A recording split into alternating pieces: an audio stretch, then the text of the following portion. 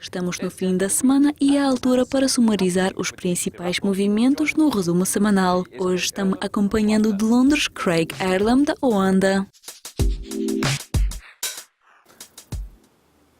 Craig, as vendas de varejo no GUA que foram divulgadas nesta semana excederam as expectativas, mas foram mais baixas do que na leitura anterior. Mas por que será? Quando se trata dos dados de vendas no varejo do GUA, temos que levar em consideração várias coisas. Primeiramente, é o valor mensal, porque todos os dados são comparados com o mês anterior, e o mês anterior foi incomumente forte por causa dos impactos dos furacões. As pessoas tinham que comprar mais produtos, como por exemplo carros ou itens de reparação das casas, o que causou mais gastos. Portanto, no mês anterior, isso superou os dados bastante dramaticamente. Portanto, é claro que na base de comparação este mês será ligeiramente mais fraco. Então, o facto que os dados superaram as expectativas com um aumento muito baixo, mesmo assim, esses são os dados positivos para o GUA. Isso é muito importante porque, comparando com o mês anterior, poderíamos facilmente assumir que os dados são negativos, mas na verdade são fortes, e eu acho que isso vai favorecer a tendência, porque na primeira metade do ano os gastos do consumidor foram bastante fracos e o facto que agora temos visto ligeira recuperação é certamente positivo. Esta semana também reuniram-se os principais banqueiros dos bancos centrais. Qual foi a informação mais importante para os investidores? Sinceramente, eu acho que o evento do Banco Central desta semana foi uma decepção.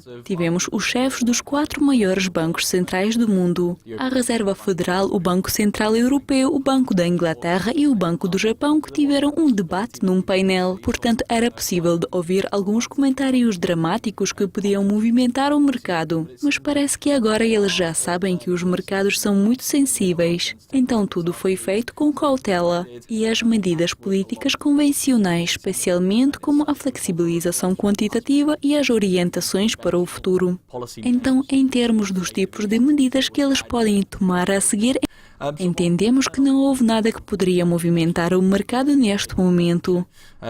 Não tivemos discussões com o Mário Draghi sobre os próximos passos ou com Mark Carney sobre quantas subidas das taxas são possíveis e se as suas visões são optimistas ou pessimistas.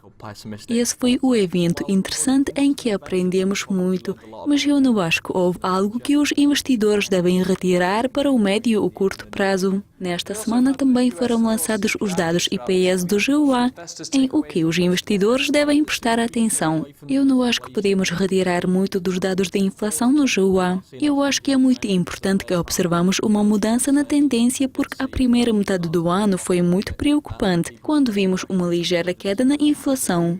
As pessoas começaram a questionar se este era um movimento natural e vamos recuperar, ou se isso foi causado pela apertação da política monetária que estava a intervir na perspectiva da inflação. Mas após a primeira metade do ano temos visto alguma recuperação e esse movimento continua, o que é positivo. Em caso de mais uma queda seria preocupante, mas não tivemos. Mas temos que nos lembrar que enquanto os dados IPS foram analisados de perto no momento do lançamento, a medida de inflação preferida do Fed é o índice de preços das despesas pessoais de consumo, que será lançado dentro de algumas semanas. E eu acho que este será o maior motor para os mercados.